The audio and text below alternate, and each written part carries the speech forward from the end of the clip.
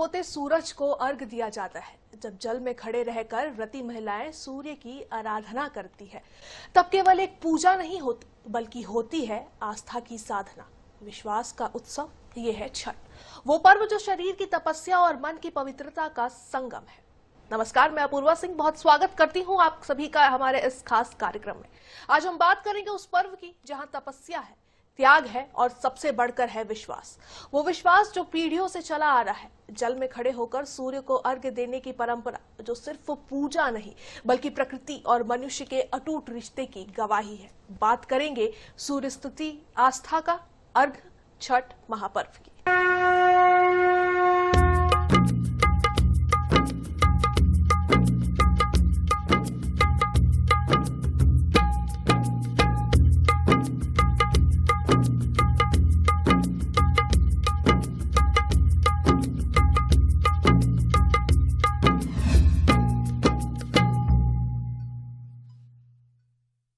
तो दीपावली के तुरंत बाद देश में लोक आस्था के महापर्व छठ पूजा की भक्तिमय खुशबू महसूस की जा रही है। पूर्वी उत्तर प्रदेश और बिहार समेत पूरे देश में इस अनूठे त्योहार को लेकर तैयारियां जोरों पर है। ये 4 दिवसीय महापर्व इस वर्ष 25 अक्टूबर को नहाय खाए के साथ शुरू हो रहा है और इसका समापन 28 अक्टूबर को उगते सूर्य को अर्घ्य देने के साथ होगा। 4 दिनों की ये साधना सिर्फ नियमों का पालन नहीं बल्कि इस मातृत्व की परंपरा है जो पीढ़ियों से चली आ रही है। छठ पूजा में सूर्य देव के साथ प्रकृति की उपासना होती है। यह त्योहार हमें संयम, कृतज्ञता और संतुलन का संदेश देता है। छठ एक ऐसा पर्व जो जितना धार्मिक है उतना ही वैज्ञानिक भी। यह त्योहार बताता है कि सूर्य सिर्फ प्रकाश का नहीं, जीवन का भी स्रोत है।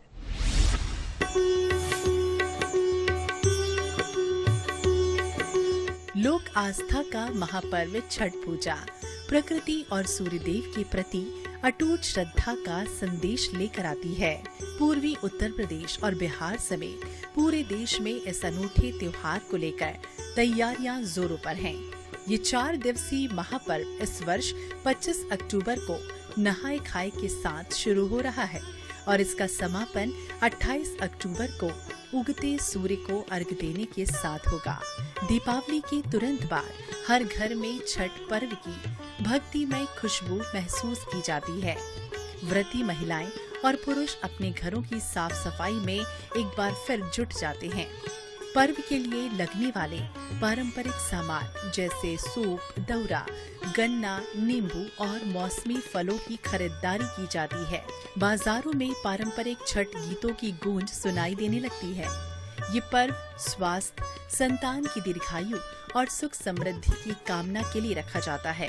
डूबते और उगते सूर्य को अर्घ्य देने की यह अनूठी परंपरा इस बात का प्रतीक है कि जीवन में हर स्थिति उदय और अस्त दोनों का सम्मान के साथ होनी चाहिए। Bureau report INH 24/7। तो छठ की शुरुआत होती है नहाय खाए से, जहां व्रती खुद को और अपने घर को पवित्र करती हैं। फिर आता है खरना, आत्मसंयम और उपवास का प्रतीक। तीसरे दिन अस्त होते सूर्य को अर्घ्य और चौथे दिन उगते सूर्य की पूजा के साथ पूरा होता है यह अनुष्ठान। इस पूरी प्रक्रिया में न सिर्फ शरीर की परीक्षा होती है बल्कि मन की दृढ़ता भी दिखाई देती है। शायद यही कारण है कि छठ को संकल्प और संयम का पर्व कहा गया है। 4 दिनों तक चलने वाला ये पर्व शुरू होता है नहाय खाए से। आइए आपको बताते हैं क्या होता है नहाय खाए। नहाय खाए सूर्य उपासना की महापर्व छठ पूजा का आरंभ। नहाय खाए के साथ होती है शुरुआत।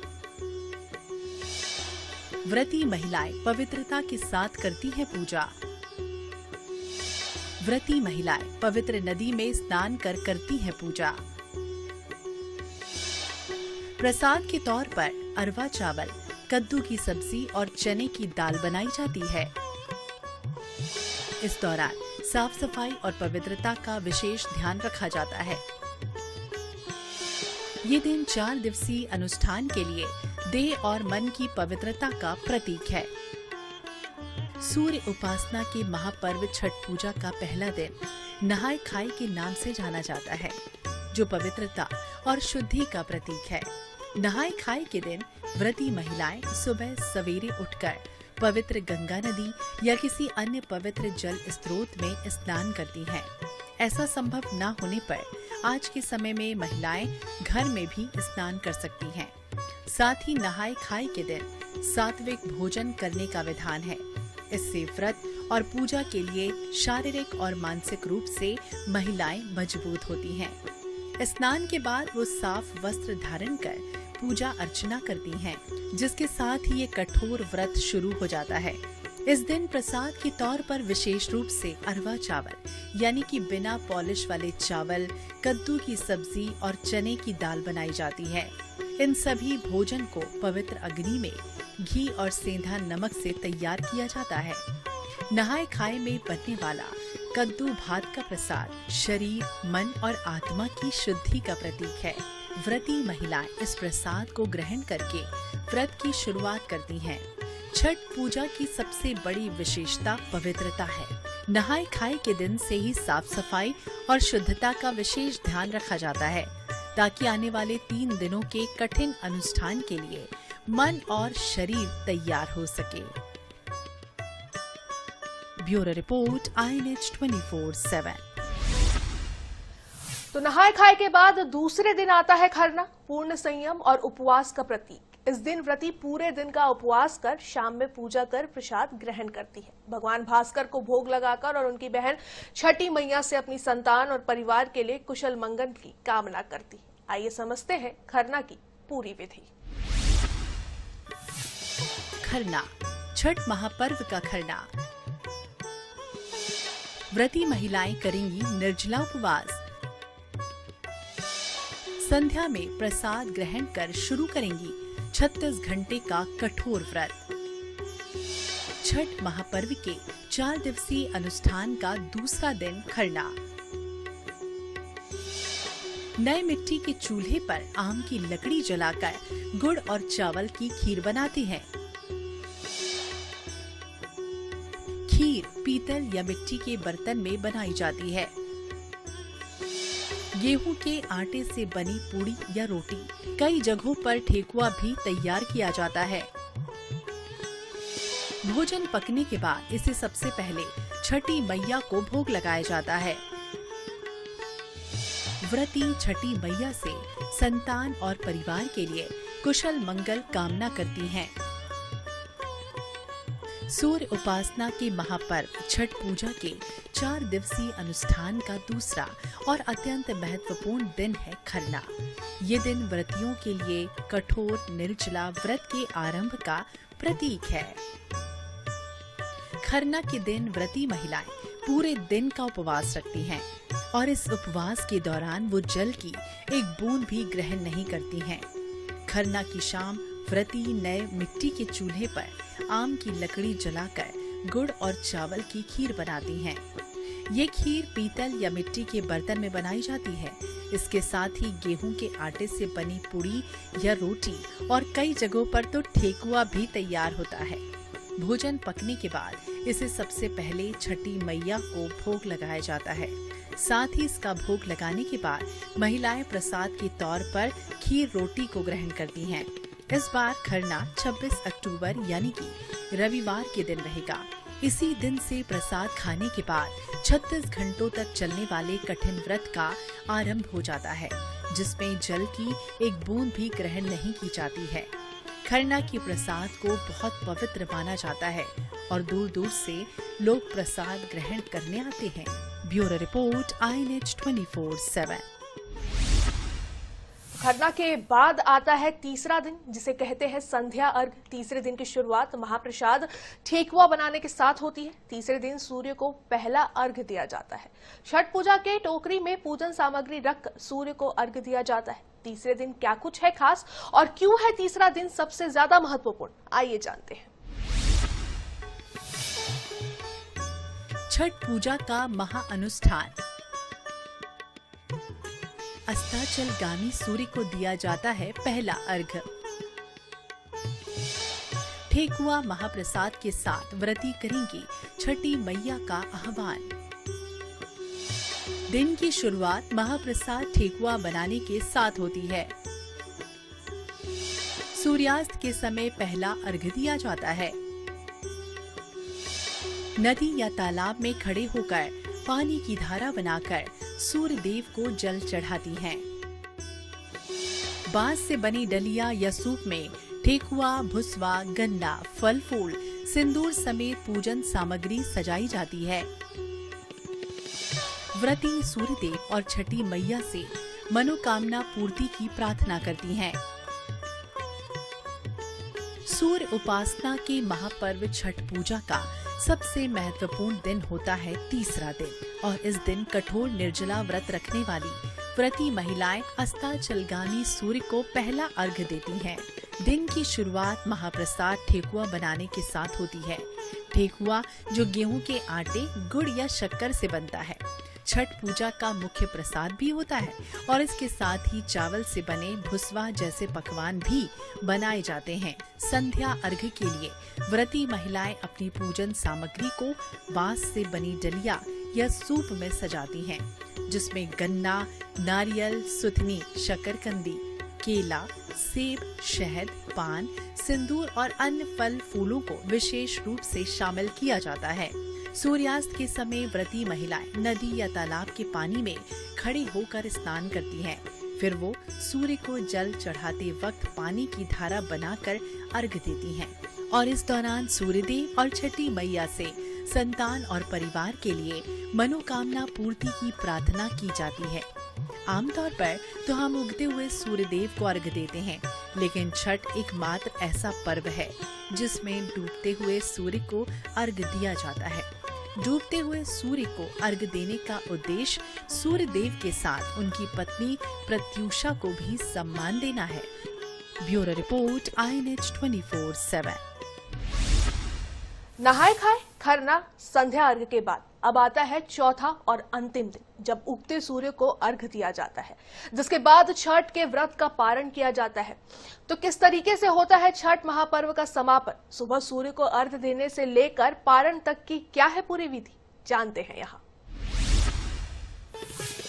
उषा अर्घ्य, छठ महापर्व का समापन। उगते उदित नारायण सूर्यदेव को दिया जाता है अंतिम अर्घ्य। उषा अर्घ्य के साथ 36 घंटे के निर्जला व्रत का पारण करेंगी व्रती महिलाएं। सूर्योदय से पहले घाट पर पहुंचकर उदित नारायण सूर्यदेव को अर्घ्य दिया जाता है। इसे उषा अर्घ्य भी कहते हैं, क्योंकि उषा सूर्यदेव की पत्नी का नाम है। डूबते और उगते सूर्य को अर्घ्य दिया जाता है, क्योंकि उषा और प्रत्यूषा सूर्य की शक्तियों का मुख्य स्रोत हैं। संतान की रक्षा और परिवार की सुख शांति के लिए सूर्य देव और छठी मैया से प्रार्थना। उगते सूर्य को अर्घ्य देने के साथ ही छठ पर्व का समापन। व्रती महिलाएं कच्चे दूध, जल और प्रसाद से व्रत का पारण करेंगी। सूर्य उपासना के महापर्व छठ पूजा के 4 दिवसीय कठोर अनुष्ठान का अंतिम और आखिरी दिन उषा अर्घ्य है। व्रती महिलाएं उगते हुए सूर्यदेव को अर्घ्य देकर 36 घंटे के निर्जला व्रत का पारण करती हैं। चौथे दिन अर्घ्य को उषा अर्घ्य भी कहा जाता है, क्योंकि उषा सूर्यदेव की पत्नी का नाम है। छठ पूजा की ये विशेषता है कि इसमें डूबते यानी कि प्रत्यूषा और उगते यानी कि उषा दोनों सूर्यों को अर्घ्य दिया जाता है, जो सूर्य देव की समस्त शक्तियों के स्रोत है। व्रती महिलाएं सूर्योदय से पहले नदी के घाटों पर पहुंचती हैं। नदी या तालाब के जल में खड़े होकर उगते हुए सूर्यदेव को श्रद्धा पूर्वक जल अर्पित करती हैं, और इस दौरान सूर्य भगवान और छठी मैया से संतान की रक्षा और पूरे परिवार की सुख शांति की कामना की जाती है। उगते सूर्यदेव को अर्घ्य देने के साथ ही छठ महापर्व का ये कठोर अनुष्ठान संपन्न हो जाता है, और अब व्रती महिलाएं घाट पर कच्चे दूध, जल और प्रसाद के साथ व्रत का पारण करती हैं, जिसके बाद ये महाव्रत पूर्ण हो जाता है। ये पर्व न केवल प्रकृति और सूर्य देव के प्रति आस्था का प्रतीक है, बल्कि ये शुद्धता, त्याग और पारिवारिक कल्याण की भावना को भी दर्शाता है। Bureau report, INH 24/7।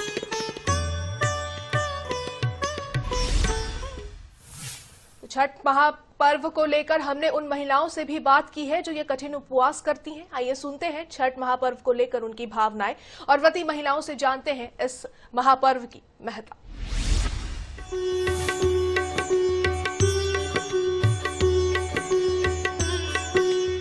सालों से छठ पूजा कर रही हूँ और मैं अपने आप को बहुत सौभाग्यशाली समझती हूँ, बहुत सौभाग्यशाली। बता तो 3 दिन का व्रत है, निर्जला, बिना अन्न पानी का, लेकिन आप करके देखिए, पता नहीं चलता ये 3 दिन ना कैसे छठ पूजा की तैयारी में निकल जाते हैं। आस्था विश्वास से जुड़े इस त्योहार में प्रकृति से जुड़ा, प्रकृति की ऐसी कोई सी चीज़ नहीं है जिसका इस पूजा में इस्तेमाल नहीं होता। हम 3 दिन व्रत तो करते हैं लेकिन बिल्कुल पता नहीं चलता। इतनी बड़ी आस्था है, इतनी बड़ी आस्था है और एक्सप्लेन नहीं कर पा रहे शब्दों में। छठ पूजा हम हिंदुओं के लिए फेस्टिवल नहीं, एक इमोशन है। छठ पूजा में हम लोग बहुत उत्साह के साथ मनाते हैं। छठ पूजा के लिए हम लोग पूरे 1 साल से इंतजार करते हैं। छठ पूजा 4 दिन के लिए आता है पर पूरा साल इंतजार रहता है इस पर्व के लिए। इस पर्व में हम लोग घाट को साफ करना, चूल्हा बनाना, गेहूं धोना, नहाए खाए के दिन चावल दाल बनाना, खरना को खीर का प्रसाद बनाना, बहुत उत्साह के साथ ये पर्व मनाते हैं। हे गोपी गोपी बोलली छठिया माई, सुनु है सेवक लोग, सुनु है सेवक लोग। हे मोरा घाटे दुबिया उपजी गेल, मकड़ी बसेर लेल, मकड़ी बसेर लेल। एकाल जोड़ी बोलल मुके ससीर, सुनी है छठिया माई। एकाल जोड़ी बोलल अभिषेक सीन, सुनी है छठिया माई। हे रौरा घाटे दुभिया उजारी देव, हो मामा कराई देव, अर्घ दिलाई देव।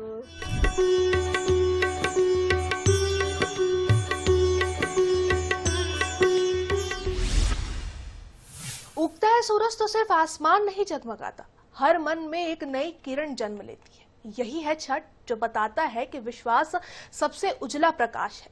छठ पूजा पर्यावरण और आस्था दोनों का संगम है। ये पर्व सिखाता है कि श्रद्धा का असली रूप तभी है जब हम प्रकृति की रक्षा के साथ साथ पूजा करें। आज जब शहरों में तालाब सिकुड़ रहे हैं, तब छठ का पर्व हमें पर्यावरण से जुड़ने का अवसर देता है। अब देश भर में लोग इको फ्रेंडली पूजा की ओर भी बढ़ रहे हैं। मिट्टी के दौरे, केले के पत्तों के थाल और प्राकृतिक सजावट। सूर्य सिर्फ ऊर्जा नहीं देते, वो हमें हर अंधकार से लड़ने की शक्ति भी देते हैं, और यही शक्ति हमें हर साल छठी मैया के साथ इस पर्व में मिलती है। इस कामना के साथ कि हर घर में खुशियों का सूरज चमकता रहे, मैं अपूर्वा सिंह सूर्य स्तुति आस्था का अर्घ छठ महापर्व से विदा लेती हूँ। छठ पूजा की आप सभी को हार्दिक शुभकामनाएं।